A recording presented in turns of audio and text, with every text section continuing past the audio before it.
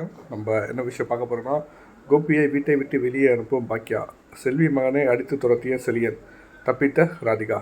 என்ன விஷயன்றதை டீட்டெயிலாக பார்க்கலாம். நம்ம விஜய் டிவியில் ஒளிபரப்பாக வரும் பாக்கியலட்சுமி சீரியலில் வந்து இனியாவின் காதல் விவகாரம் வந்து கோபிக்கு தெரிந்ததால் வந்து வீட்டில் இருக்கும் எல்லோருக்கும் வந்து அதை தெரியப்படுத்துறாரு.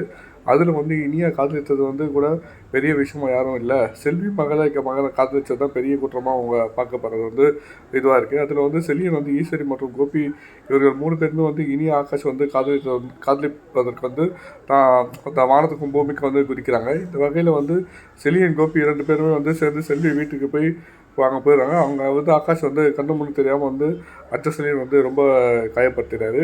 அதுக்கு உனக்கு வந்து காதலிக்க எங்கள் வீட்டு பொண்ணு தான் கிடச்சிருக்கா, என்ன தைரியம் தான் இனியா நீ காதலிப்ப மாதிரி சத்தம் போடுறாரு. உனக்கு அப்படி என்ன தகுதி இருக்குது அப்படி நம்பர் கேட்டு செலியன் வந்து கோபி அடுத்து அடிச்சிடறாங்க. அதனால் வந்து இந்த விஷயம் வந்து பாக்கியாவுக்கு தெரிய வந்ததும் வீட்டுக்கு நேராக வந்த செலியனிடம் வந்து உனக்கு செல்வி மகன் அடிக்கிறதுக்கு என்ன உரிமை இருக்குன்னு கேட்குறாங்க. அதுக்கு வந்து யார் அந்த உரிமை கொடுத்தா அந்த மாதிரி கேள்வி கேட்குறாங்க. அதுக்கு வந்து செலியன் வந்து இந்த நான் செஞ்சது என்ன தப்பு, அவன் செஞ்ச காரியத்துக்கு வந்து நான் அவனை வந்து வெட்டியே போட்டிருப்பேன் அந்த மாதிரி கொந்தளிக்கிறாரு. உடனே வந்து பாக்கியா வந்து செலியன் கிணத்துல பலார்னு ஒன்று அரவுறாங்க. இதை பார்த்து வந்து ஜெனிக்கு வந்து நிச்சயம் கோபம் வந்திருக்கும். பாக்கியாவோட வந்து ஜெனி வந்து சட்டை போட்டாலும் போடுவாங்கன்ற மாதிரி ஒரு எதிர்பார்ப்பு இருக்குது. அடுத்ததான் வந்து கோபி செலியன் பாக்கியா வந்து கச்சதுக்கு வந்து நேராக கோபமாக வந்து பேசுகிறாரு.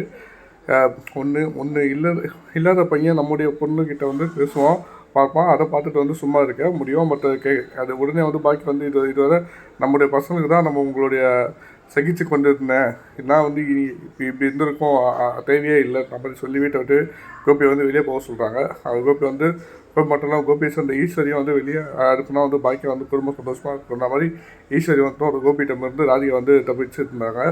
இதே மாதிரி பாக்கியா வந்து தப்பிச்சா மட்டும்தான் வந்து சந்தோஷமாக இருக்க முடியுன்ற மாதிரி எதிர்பார்ப்பு இப்போதைக்கு இருக்குது. என்ன நடக்குதுன்றதை வெயிட் பண்ணி பார்ப்போம். தேங்க்யூ.